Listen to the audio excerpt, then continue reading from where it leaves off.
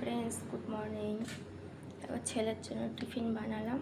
এই যে ব্রেড, একটা ডিম দিয়ে একটু বেসন, পেঁয়াজ, লঙ্কা এটা দিয়ে ভেজে দিয়েছি, কারণ ও তো এরকম খেতে চায় না, ও শুধু খাবে জ্যাম পাউরুটি। তো ভাবলাম যে আজকে একটু আলাদা বানিয়ে দিই।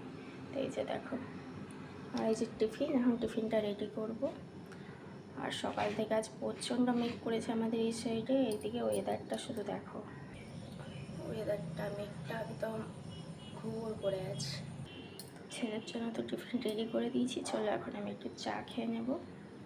আজকে অনেক সকালে উঠেছি, তো ভাবলাম যে না, আগে সব কাজকর্ম কমপ্লিট করে টিফিন বানাবো। তো সব কাজ কমপ্লিট করে টিফিনটা বানিয়ে নিয়েছি। চলো এখন টিফিনটাও প্যাক করতে হবে, আর আগে চাটা খেয়ে তারপর আমি টিফিনটা প্যাক করব।